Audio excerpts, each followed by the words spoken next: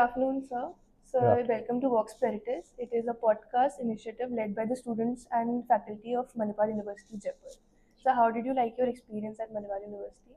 Well, it was fabulous. I was really looking forward to coming over here, especially because, as I'd mentioned in my session also, that Bharti ma'am has been my teacher, and I remember her very fondly. I remember her teachings very fondly, and I think those are things that have inspired me in my work of life as well. So she's one of those few teachers, who've always, inspired and encouraged me, and we've always been connected through social media. So when she asked me to come over here, in fact, she'd asked me to come last year as well, but I was traveling and I couldn't make it. So this time I made it a point to be over here, and I'm meeting her after 11 years. But it doesn't seem like that because the bond that the two of us share is so warm, and I think the university by itself is so beautiful, and the kind of courses that it offers is a dream for anyone. And I think the level of discussion that happened, in the auditorium was also par excellence. To see young minds, bright young minds of the country discuss, debate, and engage with seasoned authors was very heartening to see. And I think that, and I hope that, this becomes a template for other institutions in the country as well.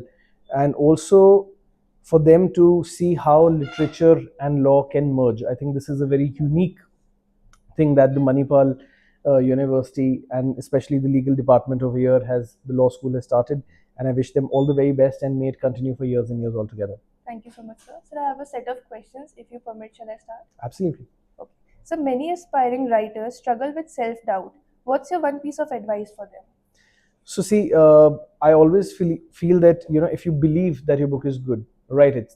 I mean, see, the point is that nobody wants to write a bad product, be it a film, be it a book. Nobody would want to write or create something which is, you know, prone to criticism. But then, all creative work is right. You'll probably not find 100 people, praising Sholay. You'll probably have 99 saying yes, but one dissenting. Or you'll not have, say, 100% people criticizing Ram Gopal Verma's art.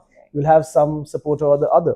So the point is that in matters of creativity, you will, be it a song, be it a film, be it a book, you cannot have 100% acceptance, right? So the idea is to firstly write what comes naturally to you, because you're putting out your story, your thought process, your writing style to the world. For all you know, that style may not have been brought out till now, so you are a game changer. And till such time new styles don't come about, the future of Indian literature will not grow. So it's very important that we keep on changing, because if we keep on copying styles, then we're losing our originality. So it's very important that you write. Now, write something that you are confident of writing. What invariably happens is that a lot of people want to write something dictated by the market forces. Right? And in the past, we have seen a lot of those books come out. So the problem with that is that, if you do that, probably your first book will sell, your friends, family, relatives will even buy it. But when you write the second book, the response will be much slower, because people would have read your first work, they would have assessed, gauged what your style is, and then it'll take a beating. So you really need to write something that comes naturally to you. So when I did my first book, The Bhairav Putras, India's history and mythology, is something that I've been exceptionally passionate about. And it just so happened that the book released at a time when history and mythology related books were beginning to do well in the country. So that was pure luck and pure timing. But I had started writing my book much before that. So and to be honest, the book held its own. When the book came out, nobody compared it with any other book, and people read it for what it was. And because the book did well, I was able to bring out another one. So the Bhairav Putras was the first, and then which led to the birth of the Hunt for Rama's Bow. In fact, I must share a very interesting story with you, that even before I sent out the Bhairav Putras to publishers, I'd finished writing my second book, The Hunt for Rama's Bow.